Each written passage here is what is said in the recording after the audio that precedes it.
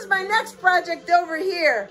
The girls had dropped fingernail polish on there, and we're just gonna redo the top of that one. Nothing else on it. Well, there it is. How y'all doing? Hey, look. I had a piece of furniture and the top was ruined from fingernail polish and drinks. Anyways, we took the piece of furniture and we're not touching the sides, or, you know, I should say stripping the sides. Instead, we just took a sander and put paper underneath it, and we sand just the top of it. It had some dents in there, and well, there's some of the dents, but some of the wood raised up. We got lucky and sanded those out, and it's all back to being smooth now. So here it is, just sanding it with the sander. Whoops. And going back and forth, and took it up the whole top. Whoops! Took the whole top off, and now we're gonna go for the next steps. Well, hello again. We're finally just taking this stain and just putting it on here, and it's just going in there. So, what do you think? And look, we asked about that one spot. You know how you're thinking how to fix it up? That one spot on the side, I just covered it up, wipe it off, and call it gone. That's what you do on that. And it'll drink it up because it was raw wood.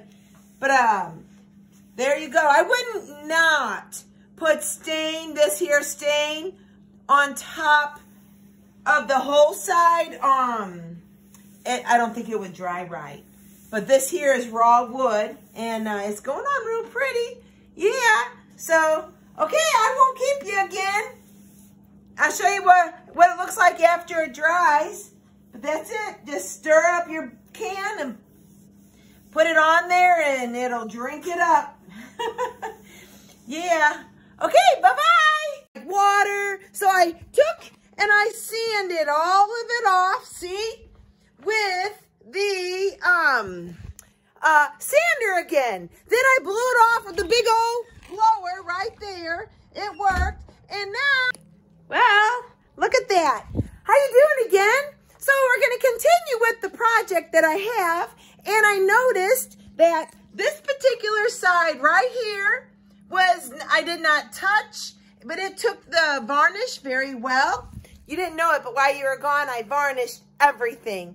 And so I did not sand it, and it stuck. See, this side that I had sanded, I put veneer or stain on it, and then I put varnish, and it is a rough texture. So I thought I'd show you what we do next. Being that we go out here, and I took these, and I got me some fine sandpaper, and I put it on here, and I real quickly did that to it. And then after I did that, I walked over here with my water, and I made soapy water, and this is what it looks like after you sand it. Well, after you sand it, I took this rag, rinsed it out, and then I wiped off all the furniture with warm soapy water, see? And then I let it dry, see? Now after it dried, it's smooth again. So now that it's smooth again, I'm gonna put new varnish all over it again, the final coat, and it will look very, very pretty. And again, those were the steps. So again, I took, water, washed it off, looks like this. Let it dry, it turned white again, looks good. Ready for the next coat of varnish. Again, the rough side that was rough, I sanded with the finest sandpaper possible really quick. And I'm gonna put more varnish on it. And again, what I wanted to show is this. This, I did nothing to it, took. And one thing, look, here we go. The mirror, see the mirror? The mirror, I just put varnish on, and look at the finish. See, that finish is complete. And all I did was put varnish on there, and I taped the mirror off. See, that'll dry off. That's why I got it next to, dry air. That will dry off. And after it dries off, I'm gonna clean it. And there you go. It takes a good organization to do this too, just so you know. And I wanted to show it. Okay, now to sand the top of this, and then I'll show you what's next. Okay, bye-bye. Hi, hey. So you take your polyurethane and you take always one of these little brushes and you dip it in here, let it drain, and after, remember, this, you just go back and forth. See that? Ugh, it's back and forth.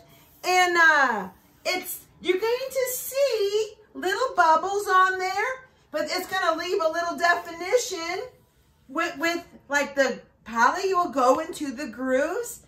Very pretty when it's dry. And you just go and put it on across.